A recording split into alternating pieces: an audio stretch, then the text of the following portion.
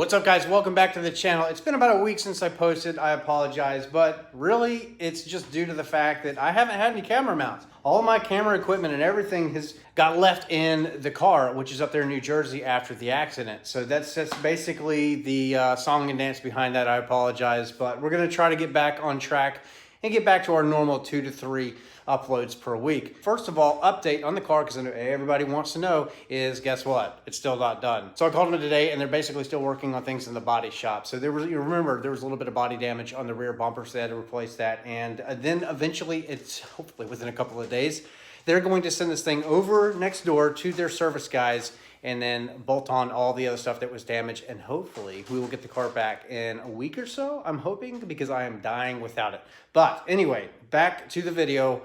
This is exciting. So we're doing a little spring cleaning in my garage. But if you guys remember real quick, this is the last thing that BMR sent me, was some springs. So we have our fronts here, these big ones, and this is a performance front. Now, you guys know I have MagneRide on my car, and we didn't want to upset that. I do have the performance package with the MagneRide. So this has a little bit more spring rate, but it's not overly aggressive that it's going to hurt, you know, take off speeds and anything like that. So it should not hinder getting out of the hole, because these will help. These are the rears. These are basically a MagneRide GT350 rear, and this is the part number upside down. There you go. But anyway, MagneRide specific springs. Really, the only difference is that the rears are counterwound, you know, they're not the same. Anyway, all right, back on track. Yes, we are going to do some motovlog stuff with this new guy here. This is the sideshow here. We're going to call it a little bit, I think. I'm not really sure. We might call it, I don't know, we might call it the side chick or the mistress. I don't know, because it's basically, we don't want it to steal the thunder from our main car, but this is going to be the other half of the channel. We're going to do more motorcycle stuff and all that. But yeah, I was without my camera stuff. All of my camera gear and everything got left in the car, so I had to order all new stuff, and it's just been coming, you know, in the mail over the past week or so, and I haven't got everything in. I haven't been able to complete everything. We want to be able to run cameras over here. We want to put them on our helmet, and we got to have audio. We got to have all that stuff, but all of my GoPro mounts, all of it got left in the car, so it's unfortunate, and I had to reorder everything, but it is what it is. So now we're going to get to this guy here. So this is what BMR has just sent me. Let's get rid of this and not show any addresses, but let's put this over here so we don't impale ourselves. But here we go. Lord, it's hot. All right, so the idea is talking to Kelly Aiken up there at BMR. He's my guy, and he's very educated when it comes to like drag racing and stuff like that. Not just drag racing, but road course, anything. Suspension, BMR, they've got you covered. They make all kinds of cool stuff. And that's basically what we're doing with my cars. We're going to BMR it out. Anyway, but the cool thing is that, you know, some companies, I do want to say this. I want to give credit where it's due. All right, some companies, honestly, before we open this thing up, will sell you everything under the sun and tell you that it's going to make a crazy difference, you know, if you do this or that or whatever. But the real answer, honestly, is no, it will not. One of the good things, one of the biggest things that you can do to your car, to your Mustang, to improve like 60 foot and wheel hop and all that is tires. Tires make a dramatic difference. So if you guys have been following my channel for a long time, then you know that recently we were launching the car on a Nitto drag radial, an NT05R, and then we switched to a Mickey Thompson SS and a 17. It was a 17, so it was a 305 4517 on a Raystar wheel, and it made a huge difference. And the car went 11.2 in New Jersey when we raced Stang mode. It was great. And we have very little BMR at this point done to the car, except for what's going to come now. But the reality is that, you know, maybe you don't need all of that stuff. So what Kelly likes to do, especially when you call up there and you talk to those guys at BMR, is that they want to educate you and do things little by little, because, you know, they want to say, they're real people. They want to save you as much money as possible, you know, and not just steal everything, okay?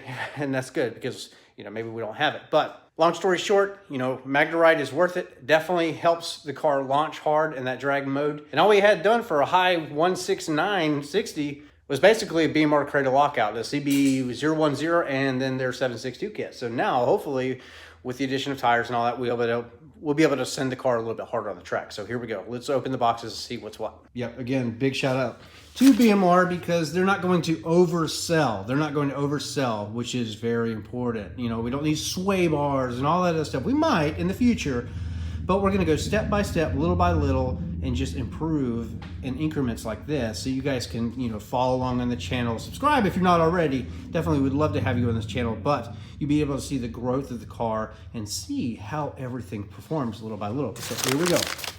Now, this first one here is something that I would not normally do. I said that in the last video, I would not normally do to like a street car, something I've never done before. And I've had a bunch of F550s. But we have some hardware that is beefy.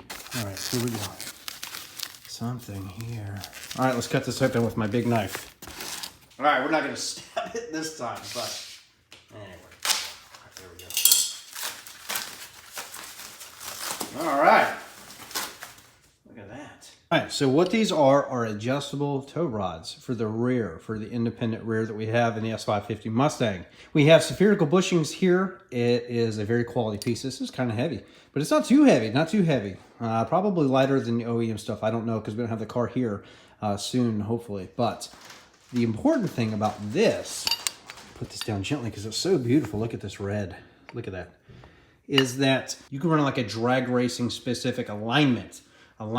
And talking to Kelly at BMR, he has told me that this is a very essential piece when launching the car because alignment and you guys can probably chime in the comments, all of you guys that are like veteran drag racers, how important is alignment when you're launching a car and accelerating really hard. So what we're going to do is install this in the car once we get it back, hopefully here in a week or so.